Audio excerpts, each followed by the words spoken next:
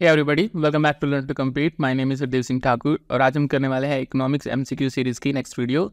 ये वीडियो आपके लिए PGT, NET JRF, assistant professor या किसी भी इकोनॉमिक्स से रिलेटेड एग्जाम की तैयारी कर रहे हैं उसके लिए इंपॉर्टेंट रहने वाली है। तो वीडियो को ध्यान से देखिएगा। इस वीडियो में हम 25 क्वेश्चन करेंगे हर वीडियो की तरह। तो शुरू करते हैं। सबसे फर्स्ट क्वेश्चन की अगर हम बात करें, Marshall demand analysis assume that margin utility of money is. देखिए, मार्जिन डिमांड एनालिसिस में हम पढ़ते हैं कि हमारा कंज्यूमर तब इक्विलिब्रियम पे पहुंचता है जब मार्जिन यूटिलिटी गुड्स से मिलने वाली किसके इक्वल हो जाती है, प्राइस ऑफ दैट गुड के इक्वल हो जाती है। Given margin utility of money जो है वो कांस्टेंट है, यानी मनी से जो यूटिलिटी मिल रही है हमारे कंज्यूमर को वो कांस्टेंट है। तो यहाँ पे जो आंसर हो जाएगा वो ऑप्शन सी हो जाएगा। Next question, scale in production function of A form is defined by. देखिए, हमें पता है कि हम जब प्रोडक्शन फंक्शन पढ़ रहे होते हैं तो हम रिटर्न टू स्केल की बात करते हैं एंड रिटर्न टू वेरिएबल की बात भी करते हैं। रिटर्न टू स्केल का मतलब होता है लॉन्ग रन। लॉन्ग रन का मतलब होता है जब आप अपने फिक्स फैक्टर और वेरिएबल फैक्टर सबको चेंज कर सकते हैं, यानी कि बेसिकली आप हर एक फैक्टर्स को चेंज कर सकते हैं। तो लॉन्ग रन में कोई भी फिक्स फैक्टर नहीं रह जाता, सब वेरिएबल फैक्टर बन जाते हैं। यानी कि आप हर एक फैक्टर ऑफ प्रोडक्शन को, चाहे लैंड हो गया, लेबर हो गया, फर्म आपने नई इस्टेब्लिश करनी है, नई मशीनरी खरीदनी है, सब चीज़ आप नई इस्टेब्लिश कर सकते हैं। इतना आपके पास टाइम होता है, उसे हम लॉन्ग रन कहते हैं। तो अगर हम स्केल की बात करें प्रोडक्शन फंक्शन में तो इसका क्या मतलब होगा? Investment in equipment in a service providing firm, नहीं। Size of permanent staff in the firm, ये भी नहीं है। अ नॉन जीरो फैक्टर के by which all the factor are changed, ये भी गलत है। Investment in plant machinery and land, ये बिल्कुल सही है। जब आप अपने फिक्स फैक्टर जो कि शॉर्ट रन में जिसे आप चेंज नहीं कर सकते, जैसे प्लांट, मशीनरी, लैंड, इन्हें जब आप चेंज कर सकते हैं तो इसे हम कहते हैं scale in production function of a firm. Next question, while market demand में have elasticity less than unity. Market demand curve की इलास्टिसिटी लेस देन यूनिटी हो सकती है। The demand curve faced by competitive firm is infinity because.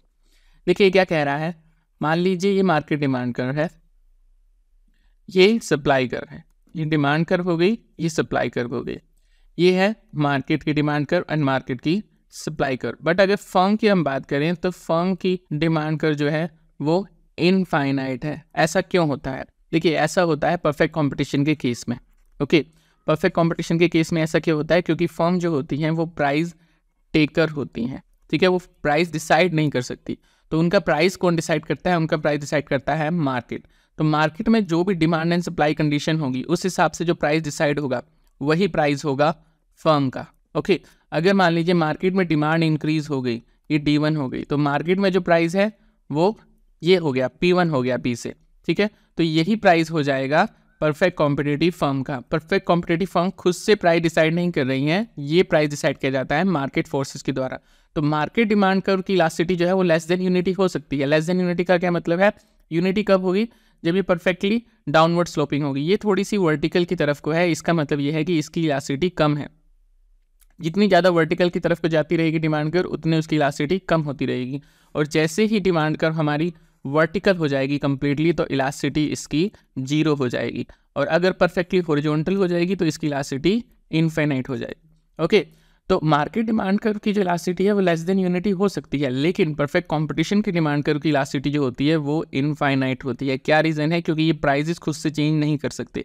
अगर perfect competitive firm खुद से price change करने की कोशिश करेगी, मान लीजिए P से P1 पे इधर कोशिश करेंगे ऊपर जाने की, तो वो फर्म के केस में डिमांड कितनी हो जाएगी? जीरो हो जाएगी। आप देख सकते हैं अगर ये थोड़ा सा प्राइस इंक्रीज करने की कोशिश करेंगे तो उनके क्वांटिटी जो है जीरो हो जाएगी। ऐसा क्यों होता है? क्योंकि इनके प्रोडक्ट जो है परफेक्टली होमोजीनियस है। होमोजीनियस मतलब एक जैसे हैं, सेम है, आइडेंटिकल है परफेक्ट कंपटीशन के केस में। और साथ ही साथ यहाँ पे जो कंज्यूमर हैं उनको परफेक्ट नॉलेज है मार्केट की, यानी कि मार्केट में क्या प्राइस चल रहे हैं, मार्केट में गुड्स किस टाइप की बिक रही हैं, ये सब नॉलेज होती है यहाँ पे कंज्यूमर को। तो अगर कोई भी प्रोड्यूसर प्राइस इंक्रीज करने की कोशिश करता है तो सारे के सारे कंज्यूमर जो हैं किसी दूसरे प्रोड्यूसर के पास चले जाएंगे, यानी दूसरे प्रोड्यूसर से चीज़ खरीदनी शुरू कर देंगे। क्योंकि अल्टीमेटली चीज़ तो होमोजीनियस है, यानी कि आइडेंटिकल चीज़ मिल रही है, तो वो कोई ज़्यादा प्राइस पे क्यों खरीदेंगे? तो इसीलिए यहाँ पे क्या है, अगर कोई भी हमारा प्रोड्यूसर प्राइस चेंज करने की कोशिश करेगा तो क्वांटिटी डिमांडेड जीरो हो जाएगी। इसलिए यहाँ पे फर्म जो होती है वो प्राइस टेकर होती है और उसकी डिमांड कर्व जो होती है परफेक्टली इलास्टिक होती है। परफेक्टली इलास्टिक का क्या मतलब है? आप थोड़ा सा प्राइस चेंज करिए, क्वांटिटी इनफाइनाइट से चेंज हो जाएगी। तो ये चाहे आप कितनी भी क्वांटिटी बेच रहे हो, चाहे ये बेच रहे हो, ये बेच रहे हो, जैसे ही आपने प्राइस थोड़ा सा इंक्रीज किया क्वांटिटी एकदम जीरो पर आ जाएगी। तो क्या रीज़न है कि मार्केट डिमांड कर्व की इलास्टिसिटी लेस देन यूनिटी हो सकती है, पर डिमांड कर्व जो कॉम्पिटिटिव फर्म की है उसकी इलास्टिसिटी इनफाइनाइट होती है? उसका रीज़न है कि फर्म का कोई कंट्रोल नहीं होता प्राइस पे, क्योंकि फर्म का प्राइस पे कंट्रोल नहीं होता इसीलिए इसकी डिमांड कर्व इनफाइनाइट होती है। तो यहाँ पे जो करेक्ट आंसर है वो ऑप्शन बी है। The firm has no control in elasticity, ये गलत है। The firm has no control on production, ये भी गलत है। फर्म का प्रोडक्शन पूरा कंट्रोल होता है। The firm has no control on buyer, ये रीज़न नहीं है इसकी डिमांड कर्व इलास्टिसिटी होने का। इसके इलास्टिसिटी डिमांड कर्व होने का रीज़न है कि फर्म का प्राइस पे कोई कंट्रोल नहीं होता। ओके, और उसका रीज़न है कि फर्म जो है होमोजीनियस प्रोडक्ट बना रही है और जो कंज्यूमर है उसको परफेक्ट नॉलेज है मार्केट प्राइस की। तो यहाँ पे जो आंसर है वो ऑप्शन बी हो जाएगा।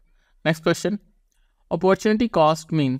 देखिए अपॉर्चुनिटी कॉस्ट के बारे में आप सभी लोग जानते होंगे, क्योंकि हम ये अपॉर्चुनिटी कॉस्ट के बारे में 11th में भी पढ़ते हैं, 12th में भी पढ़ते हैं। तो अपॉर्चुनिटी कॉस्ट क्या होता है? फॉर एग्जांपल मान लीजिए आपको किसी फर्म में जॉब मिल रही है 40,000 और एक फर्म में जॉब मिल रही है 45,000 और एक फर्म में जॉब मिल रही है 30,000। ओके, आपने 45,000 वाली जॉब जो है वो चूज़ कर ली, ठीक है। अब इसे चूज़ करने में आपने क्या करा, 40,000 वाली जॉब को छोड़ दिया यानी गवा दिया। तो 45,000 वाली जॉब को चूज़ करने में अपॉर्चुनिटी कॉस्ट क्या आ रहा है, 40,000, जो कि कंपैरेटिवली कम है, इसीलिए आपने इसे चूज़ किया है।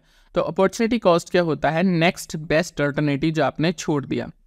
नेक्स्ट बेस्ट ऑल्टरनेटिव जो आपने छोड़ दिया। बेस्ट वाले को तो चूज़ कर लिया आपने, लेकिन इससे बाद नेक्स्ट बेस्ट कौन था, ये 40,000 वाली जॉब। 30,000 नहीं होगा। कई बार एमसीक्यूज में पूछ लिया जाता है कि इनमें से कौन सा अपॉर्चुनिटी कॉस्ट होगा, तो याद रखिएगा नेक्स्ट बेस्ट अल्टरनेटिव होता है।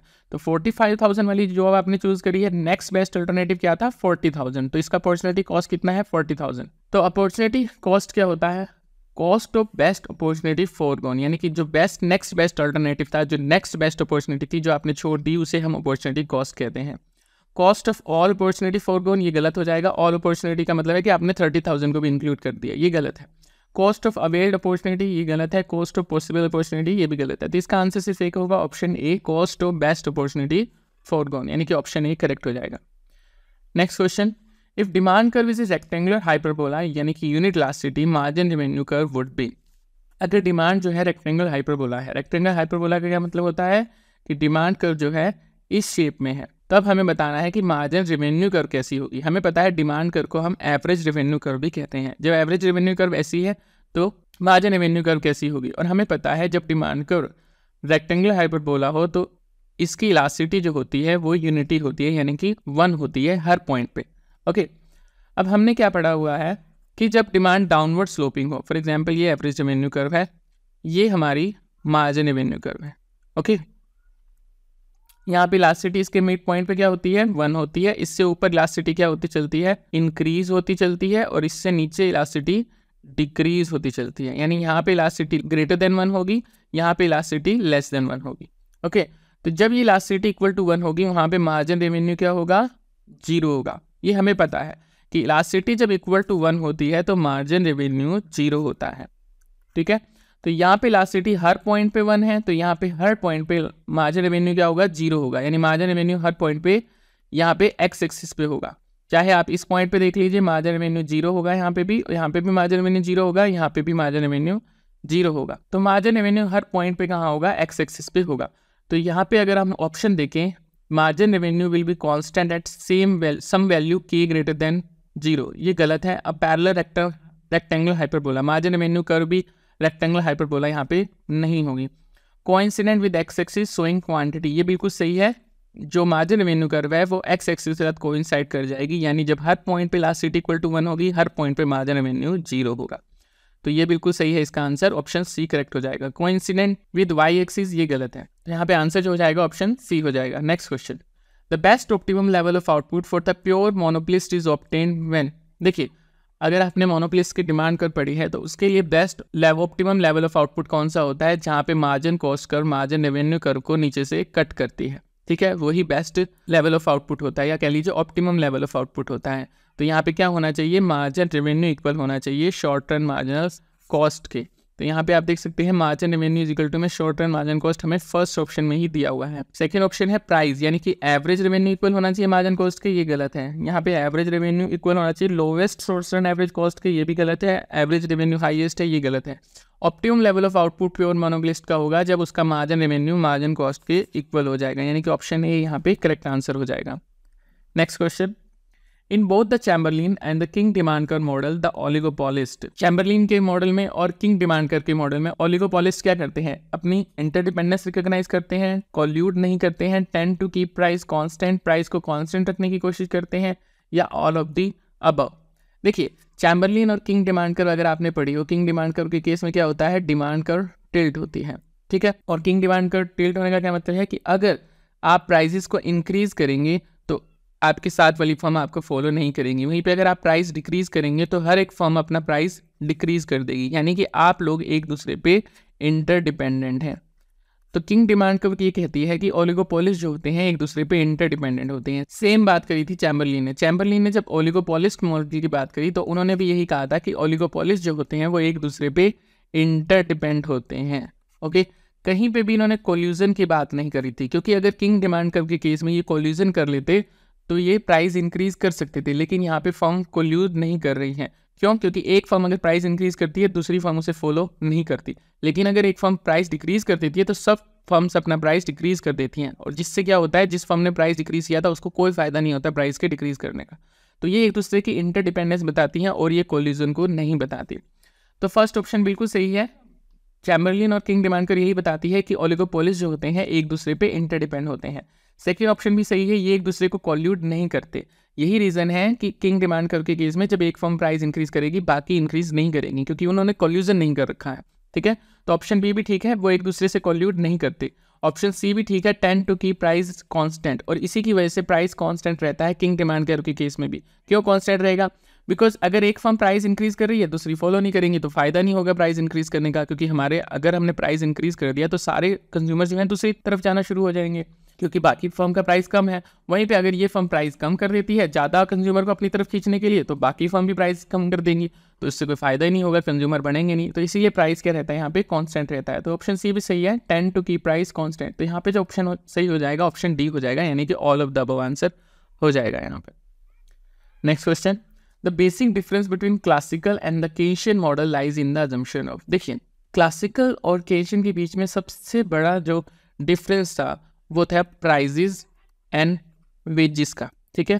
क्लासिकल कहते थे प्राइजेज एंड वेजेस जो होते हैं वो फ्लेक्सिबल होते हैं, ठीक है। प्राइजेज और वेजेस एक दूसरे से एडजस्ट करेंगे तभी कंज्यूमर हमेशा इक्विलिब्रियम पे रहेगा, यानी इकोनॉमी हमेशा इक्विलिब्रियम पे रहेगी, फुल एम्प्लॉयमेंट पे रहेगी। ओके, केशियन कहते हैं ऐसा नहीं होता, शॉर्ट टर्म में प्राइजेज एंड वेजेस जो होते हैं वो रिजिड होते हैं, ठीक है, वो फ्लेक्सिबल नहीं होते। यही सबसे बड़ा डिफरेंस था केशियन और क्लासिकल में।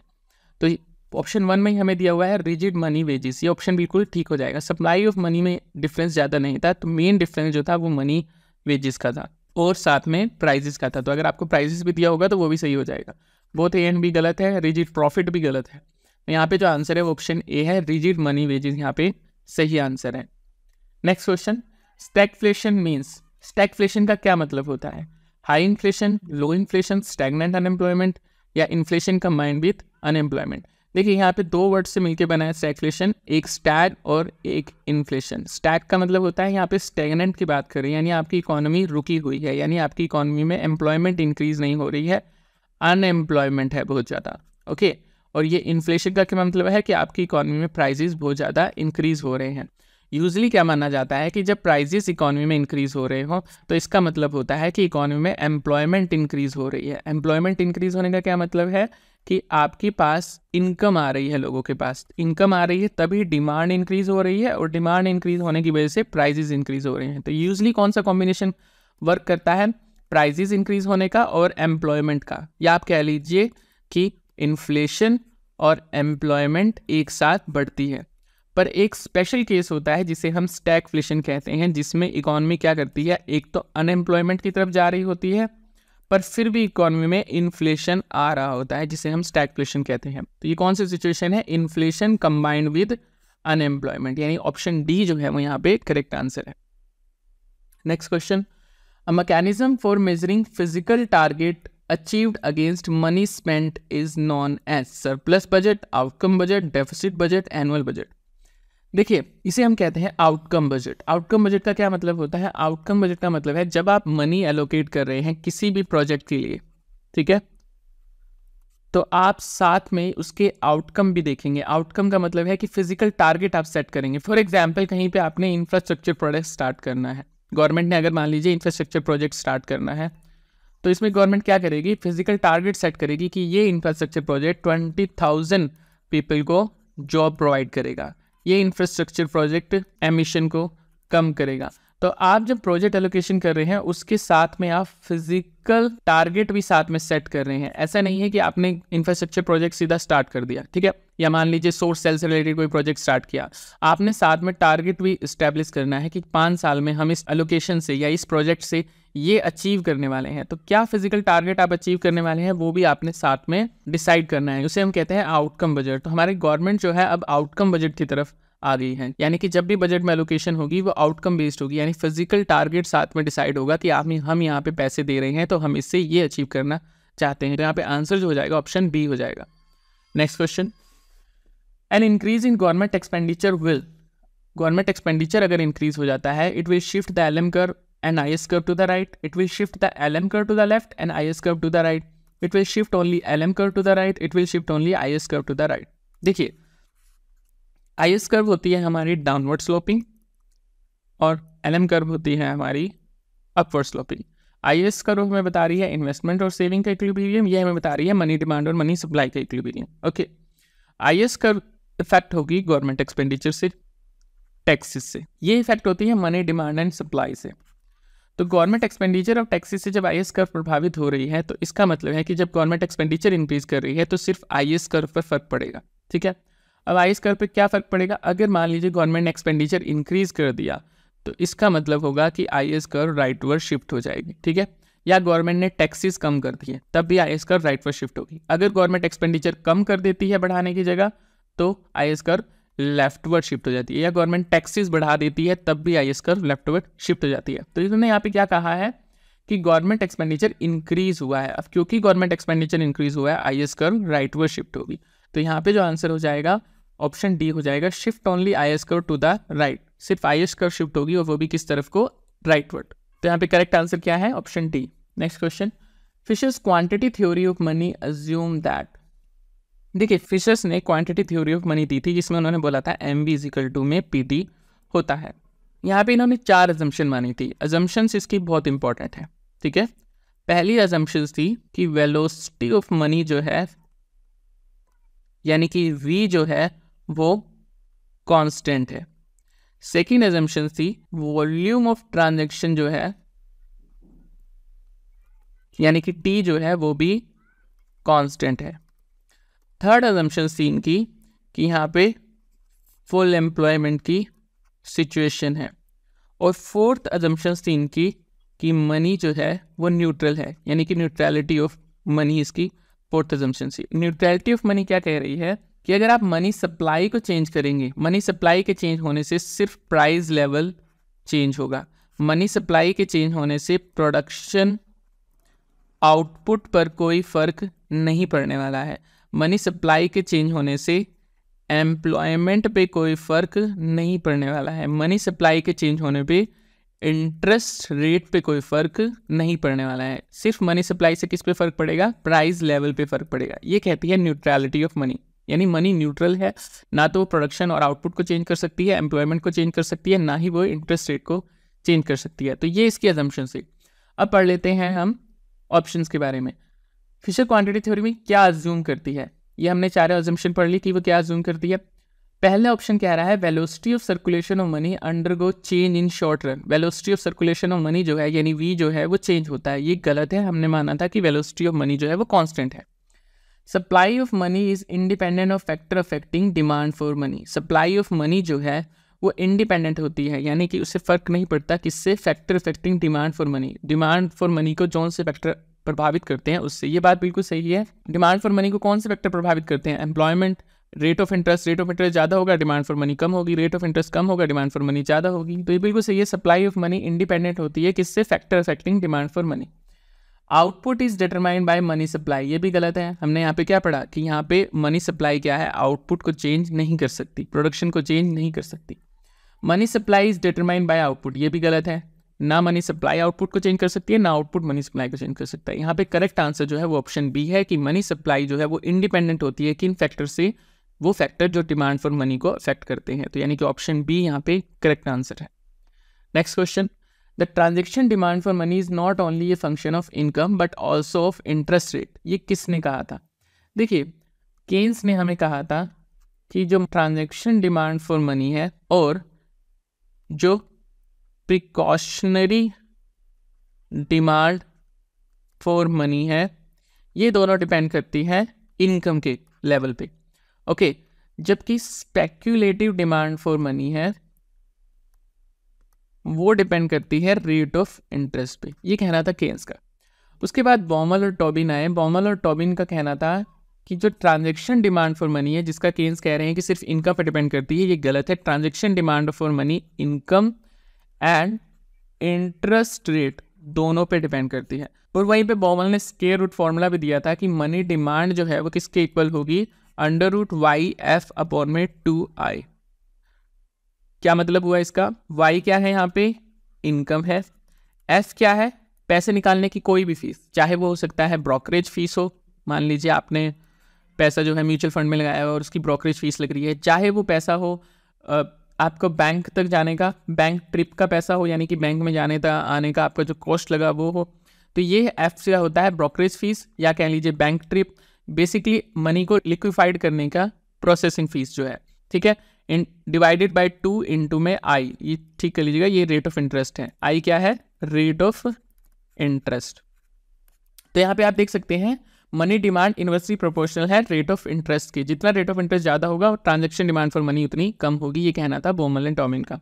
तो यहाँ पे करेक्ट आंसर जो हो जाएगा बॉमल एंड टॉबिन आ जाएगा। बॉमल एंड टॉबिन ने ही कहा था transaction demand for money is not only a function of income but also interest rate. तो यहाँ पे करेक्ट आंसर ऑप्शन ए है। Next question, the interaction between multiplier and accelerator can lead to regular cycle in demand.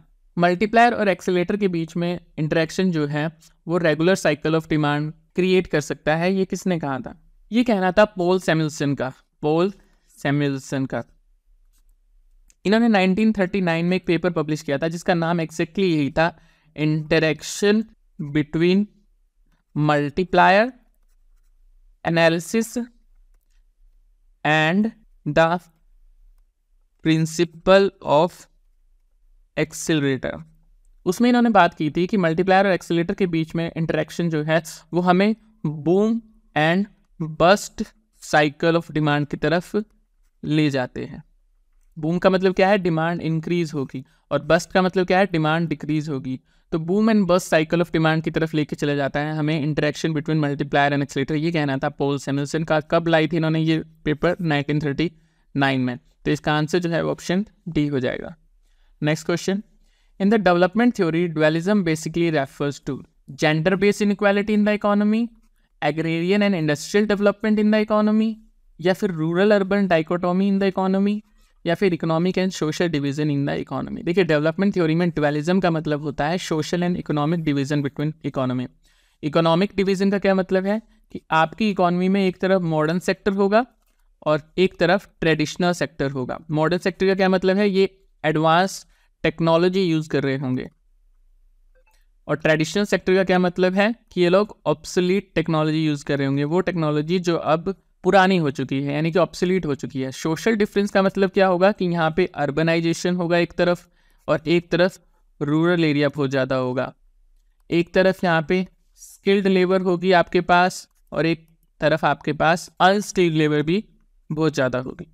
एक तरफ यहाँ पे formal workers increase हो रहे होंगे आपके, साथ ही साथ आपके इनफॉर्मल वर्कर्स होंगे बहुत ज़्यादा। तो ये है सोशल ड्वेलिज्म। तो यहाँ पे ड्वेलिज्म का क्या मतलब है डेवलपमेंट थ्योरी में? Economic division and social division. तो यहाँ पे ऑप्शन डी करेक्ट हो जाएगा। Next question, a Lewis model of development is applicable to an economy where there is abundance of capital, labour surplus, technical progress या rapid population growth. Lewis का जो model था development का वो applicable होगा उस इकोनॉमी में जहाँ पे या तो कैपिटल ज़्यादा हो, या लेबर ज़्यादा हो, या टेक्निकल प्रोग्रेस ज़्यादा हो, या फिर वहाँ पे पॉपुलेशन ग्रोथ बहुत ज़्यादा हो रही हो। कहाँ पे लुईस का मॉडल जो है वो एप्लीकेबल होता है। देखिए, अगर आपने लुईस मॉडल के बारे में पढ़ा हो तो आपको नाम से ही पता लग जाएगा कि यहाँ पे ऑप्शन का आंसर क्या होगा। देखिए, लुईस ने हमें दिया था dual sector model, dual sector model 1954 में, और ये मॉडल दिया था इन्होंने अपने वर्क में जिसका नाम है economic development with unlimited supply of labour. कैसे एक लेस डेवलप कंट्री डेवलपमेंट की तरफ जा सकती है with their unlimited supply of labour, यानी कि जब आपके पास लेबर सरप्लस में है तो कैसे आप डेवलपमेंट की तरफ जा सकती हैं, ये बात करी थी लुईस ने। तो यहाँ पे जो आंसर होगा वो लेबर सरप्लस होगा, यानी कि क्या बता रहा है, लुईस मॉडल ऑफ डेवलपमेंट कहाँ पे एप्लीकेबल है, उस इकोनॉमी में जहाँ पे लेबर सरप्लस में है। तो यहाँ पे करेक्ट आंसर हो जाएगा option B. Next question, Who of the following did propose the theory of unbalanced growth? Theory of unbalanced growth किसके द्वारा दी गई थी? देखिए, अभी तक क्या चल रहा था, अनबैलेंस ग्रोथ थ्योरी से पहले क्लासिकल जो है वो बात कर रहे थे बैलेंस ग्रोथ की। बैलेंस ग्रोथ का क्या मतलब है कि इकोनॉमी में हर सेक्टर जो है वो इक्वली ग्रो करना चाहिए, ओके, तभी आपकी इकोनॉमी डेवलप कर सकती है। लेकिन अल्बर्ट हिर्शमैन ने कहा था कि आपकी इकोनॉमी अनबैलेंस ग्रोथ से डेवलपमेंट की तरफ जा सकती है। अनबैलेंस ग्रोथ का क्या मतलब है, आप एक सेक्टर पे ध्यान दीजिए और उस सेक्टर से क्या होगा, और सेक्टर भी डेवलप होना शुरू हो जाएंगे। तो अनबैलेंस ग्रोथ का मतलब है कि हर सेक्टर पे आपको इक्वली ध्यान देने की जरूरत नहीं है, ठीक है। तो इन्होंने क्लासिकल से कॉन्ट्रेरी बात करी थी, तो इसका आंसर क्या है, ऑप्शन डी है। अनबैलेंस ग्रोथ थ्योरी किसने प्रपोज की थी सबसे पहले, अल्बर्ट हिर्शमैन ने। Next question, which of the following pairs of term and institution is incorrect. यहाँ पे आपको टर्म दी हुई है मिलेनियम गोल्स, यहाँ पे दिए हुए हैं इंस्टीट्यूशन जो उसे देते हैं, human development index UNDP, international longevity index WHO, corruption index transparency international. आपको बताना है यहाँ पे कौन सा कॉम्बिनेशन गलत है। देखिए, पहला कॉम्बिनेशन बोल रहा है मिलेनियम गोल जो कि वर्ल्ड बैंक एंड यूएन के द्वारा दिया जाता है, ये बिल्कुल करेक्ट है। सेकंड बोल रहा है ह्यूमन डेवलपमेंट इंडेक्स जो कि यूनाइटेड नेशन डेवलपमेंट प्रोग्राम के द्वारा दिया गया था, ये भी बिल्कुल सही है। International longevity index by WHO ये इनकरेक्ट है क्योंकि ऐसा कोई इंडेक्स होता ही नहीं। इंटरनेशनल लॉन्गेविटी सेंटर करके एक जगह है, इंटरनेशनल लॉन्गेविटी सेंटर करके एक इंस्टीट्यूशन है जो कि है यूके के अंदर, वो एक इंडेक्स देता है लॉन्गेविटी से रिलेटेड जिसका नाम है health, aging and precaution index. तो international longevity index by WHO, ऐसा कोई इंडेक्स डब्ल्यूएचओ के द्वारा नहीं दिया जाता। हाँ, लेकिन इंटरनेशनल लॉन्गेविटी सेंटर जो यूके में है उनके द्वारा इंडेक्स दिया जाता है health, aging and precaution index. तो ये ऑप्शन सी है जो गलत है। करप्शन इंडेक्स जो है वो ट्रांसपेरेंसी इंटरनेशनल के द्वारा दिया जाता है, ये बिल्कुल सही है। तो यहाँ पे करेक्ट आंसर ऑप्शन सी हो जाएगा। अब यहाँ पे कुछ इंपॉर्टेंट इंडेक्स दिए हुए हैं, आप इनके बारे में पढ़ लीजिए। Global competitive index, world economic forum, human development index UNDP, इनके बारे में पढ़ लीजिएगा। साथ में इंडिया की रैंकिंग भी दी है 24 में, इस टाइम क्या चल रही है यहाँ पे रैंकिंग इंडिया की, तो ये रैंकिंग भी हो सकता है आपसे कॉम्पिटिटिव एग्जाम में पूछ लिया जाए। ये इंपॉर्टेंट इंडेक्स हैं जैसे global innovation index, ease of doing business index, world trade statistical review, global peace index, global hunger index, logistic performance index, इसमें इंडिया की रैंकिंग इंप्रूव होती जा रही है धीरे धीरे, sustainable development goal index, financial development index and corruption perception index. ये भी आप देख सकते हैं, करप्शन इंडेक्स किसके द्वारा दिया जाता है, ट्रांसपेरेंसी इंटरनेशनल के द्वारा दिया जाता है। इंडिया की रैंक इस टाइम क्या चल रही है, 85 चल रही है इसमें। Next question, the development theories given by Ricardo, Karl Marx and Arthur Lewis assume elasticity of labour supply.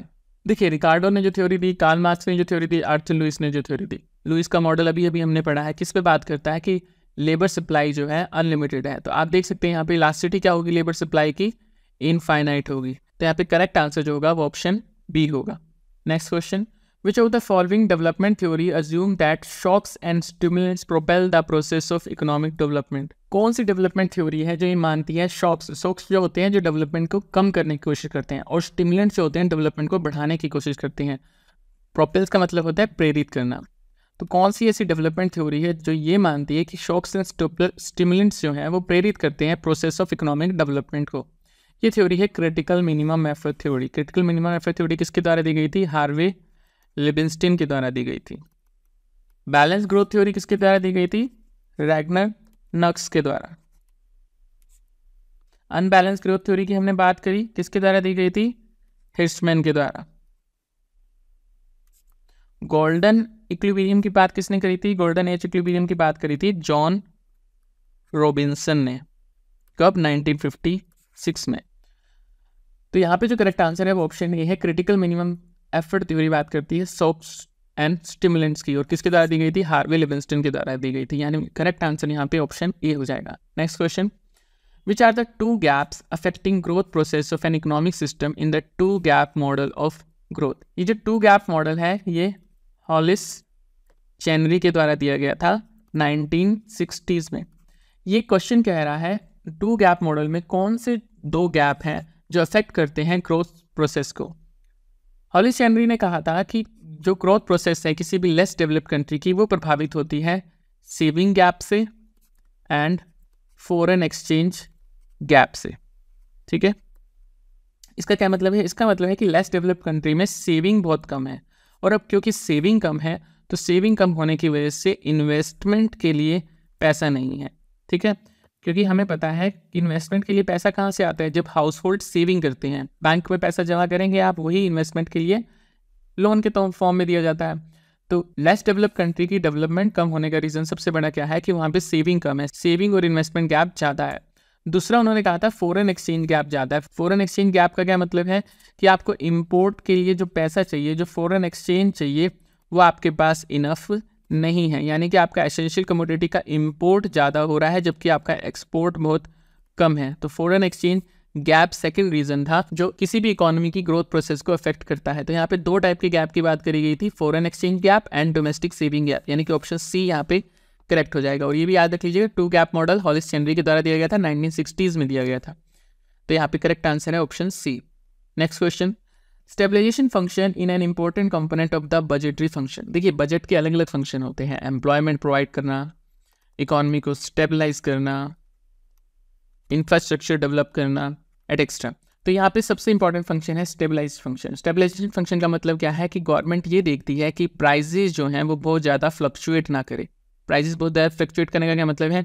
Inflation बहुत ज़्यादा ना आए और डिफ्लेशन इकोनॉमी में बहुत ज़्यादा ना है। और गवर्नमेंट इसे कंट्रोल करती है अपने एक्सपेंडिचर से और टैक्सेस से। अगर गवर्नमेंट को लगता है इन्फ्लेशन बहुत ज़्यादा हो रहा है, एक्सपेंडिचर को कम कर देगी, टैक्सेस को बढ़ा देगी। वहीं पे अगर गवर्नमेंट को लगता है कि डिफ्लेशन हो रहा है तो गवर्नमेंट क्या करेगी? एक्सपेंडिचर को इंक्रीज कर देगी और टैक्सेस को कम कर देगी। तो ये पूछ रहा है stabilisation function is an important component of the budgetary function. Budget के जो फंक्शन है उसमें स्टेबलाइजेशन फंक्शन जो है वो इंपॉर्टेंट कंपोनेंट है, क्योंकि tax and expenditure policy affect the level of economic activity. ये बिल्कुल सही है। Tax and expenditure policy are important instrument in maintaining economic stability. ये भी बिल्कुल सही है। मैंने आपको बताया कि अगर इन्फ्लेशन आ रहा है, इकोनॉमी में प्राइसेस बहुत ज़्यादा हैं, तो गवर्नमेंट क्या करेगी? एक्सपेंडिचर कम कर देगी और टैक्सेस बढ़ा देगी। वहीं पे अगर डिफ्लेशन आ रहा है तो गवर्नमेंट क्या करेगी? एक्सपेंडिचर को बढ़ा देगी, टैक्सेस को कम कर देगी। तो इकोनॉमिक स्टेबिलिटी लाने में tax and expenditure policy important instrument है।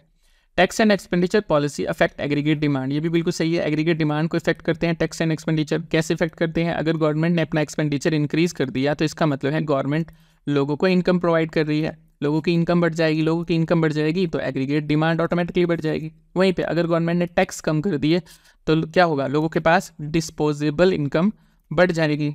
डिस्पोजेबल इनकम का क्या मतलब है? टैक्स पे करने के बाद जो आपके पास इनकम बढ़ती है। तो डिस्पोजेबल इनकम वो बढ़ रही है तो एग्रीगेट डिमांड भी आपकी बढ़ रही है। तो ये बिल्कुल सही है। Tax and expenditure policy aggregate demand को इफेक्ट करती हैं। तो यहाँ पे करेक्ट आंसर जो हो जाएगा ऑप्शन डी हो जाएगा। Next question, the individual goods whose benefit can not be priced and therefore to which the principle of exclusion does not apply are called. देखिए इंडिविजुअल गुड कैसी होती हैं जो आप पर्टिकुलरली अलग अलग पार्ट में डिवाइड करके लोगों को प्रोवाइड नहीं कर सकते कि एक गुड इस पर्सन को ए पर्सन को दे दी, ये दूसरी गुड बी को दे दी, तीसरी सी को दे दी। ऐसा नहीं हो सकता। और ऐसा होता है पब्लिक गुड के केस में। पब्लिक गुड के केस में मान लीजिए आपने एक फ्लाईओवर बनाना है। अब वो फ्लाईओवर सब लोगों के लिए एक साथ बनेगा। ऐसा नहीं है कि एक पर्सन के लिए आप अलग से प्रोवाइड कर रहे हैं, दूसरे के लिए अलग से, तीसरे के लिए अलग से। ठीक है, तो कुछ कुछ ऐसी होती हैं जिन्हें आप लोगों को एक साथ प्रोवाइड कर सकते हैं। उन्हें आप टुकड़ों में नहीं बांट सकते, डिवाइड नहीं कर सकते। उन्हें हम इंडिविजुअल गुड कहते हैं और ये मोस्टली पब्लिक गुड्स होती हैं क्योंकि इसमें आप किसी को एक्सक्लूड नहीं कर सकते। ये साथ में नॉन राइवल होती हैं। आई होप आप लोगों को पता होगा कि पब्लिक गुड जो होती हैं नॉन एक्सक्लूडेबल होती हैं और नॉन राइवल होती हैं, इसीलिए इनका प्राइस भी डिसाइड नहीं कर सकते। तो इंडिविजुअल गुड जिनका आप प्राइस जो है वो बेनिफिट के हिसाब से डिसाइड नहीं कर सकते, and therefore to which the principle of exclusion does not apply, principle of exclusion भी उन पे अप्लाई नहीं होता, यानी आप किसी को एक्सक्लूड नहीं कर सकते, तो वो कौन सी गुड होंगी? प्योर पब्लिक गुड होंगी, यानी ऑप्शन बी यहाँ पे करेक्ट आंसर होगा। Next question, the technique of zero based budgeting was first introduce by. Zero based budgeting का क्या मतलब है? देखिए, मान लीजिए आप बजट पेश कर रहे हैं। अब बजट में किसी भी स्कीम पे आपने लास्ट ईयर 1 लाख करोड़ रुपया अलॉट किया था। अब इस साल क्योंकि इन्फ्लेशन बढ़ गया है, तो अब इस साल आपको इन्फ्लेशन को देखते हुए ज़्यादा पैसा अलॉट करना पड़ेगा। पहले ही गवर्नमेंट यही करती थी, लेकिन बाद में क्या हुआ, हम जीरो बेस्ड बजटिंग की तरफ आ गए। जीरो बेस्ड बजटिंग का क्या मतलब है कि पहले हमने 1 लाख करोड़ इस्टेब्लिश कर दिया। अब जब नेक्स्ट टाइम हमने बजट पेश करना है तो हम इसे नहीं देखेंगे कि हमने पहले कितना बजट पेश किया था, हम ये देखेंगे कि इसका आउटपुट क्या निकल के आया है, क्या यह बेनिफिट दे रही है स्कीम की नहीं दे रही है। अगर नहीं दे रही है तो हम इसका बजट कम कर देंगे, ठीक है। इन्फ्लेशन को देखते हुए हम इसके बजट को बढ़ाएंगे नहीं, हम इसके बजट को कम कर देंगे, यानी कि हम जीरो बेस से स्टार्ट करेंगे। हम इसको बेस मान के नहीं चलेंगे, हम जीरो बेस से स्टार्ट करेंगे। हम देखेंगे कि उस स्कीम से कोई फ़ायदा होने वाला है कि नहीं होने वाला। अगर होने वाला है तो उसको अलॉटमेंट ज़्यादा मिलेगी, नहीं होने वाला तो अलॉटमेंट कम मिलेगी। हम इसको क्राइटेरिया मान के नहीं चलेंगे कि हमने पहले कितना बजट अलॉट किया था, उसे कहते हैं जीरो बेस बजटिंग। और ये सबसे पहले स्टार्ट की गई थी यूएसए के द्वारा। कब स्टार्ट की गई थी? 1960s में। तो फिर इंडिया में कब स्टार्ट की गई थी? देखिए, इंडिया में पायलट प्रोजेक्ट की तरह 1983 में स्टार्ट की गई थी। पायलट प्रोजेक्ट का क्या मतलब है कि हमारा डिपार्टमेंट ऑफ साइंस जो था उसने अपने डिपार्टमेंट में इंप्लीमेंट किया था 1983 में जीरो बेस्ड बजटिंग का, यानी कि जो भी बजट एलोकेशन किया था वो ये देख के नहीं किया था कि पहले उसमें कितनी एलोकेशन होती थी, अब इन्फ्लेशन के हिसाब से उसमें ज़्यादा एलोकेशन करनी है। नहीं, डिपार्टमेंट ऑफ साइंस ने 1983 में एलोकेशन की थी इस हिसाब से कि उस स्कीम का फ़ायदा हो रहा है या नहीं हो रहा। उसके बाद जब ये सक्सेसफुल हो गया तो 1986 में इंडियन गवर्नमेंट ने अपने बजट में से इंक्लूड कर लिया था। तो ऑल इंडिया में कब इंप्लीमेंट हुई थी? 1986 में। वैसे पायलट बेसिस पे कब इंप्लीमेंट हुई थी? 1983 में। किसके द्वारा? डिपार्टमेंट ऑफ साइंस के द्वारा। तो ये आप याद रखिएगा। तो यहाँ पे आंसर है ऑप्शन सी, यानी कि USA. Next question, if interest payment are subtracted from gross fiscal deficit the remainder will be. सबसे इजी क्वेश्चन है, या आपने 12th में भी पढ़ा होगा। इसका आंसर आप कॉमेंट सेक्शन में जरूर दीजिएगा, और ये भी बताइएगा कि ऑन 25 क्वेश्चन में से कितने क्वेश्चन आप खुद से अगर कर पा रहे थे तो ठीक थे। आई होप आप रिप्लाई जरूर करेंगे। मिलते हैं नेक्स्ट वीडियो में, तब तक बी सेफ, कीप लर्निंग। जय हिंद, धन्यवाद।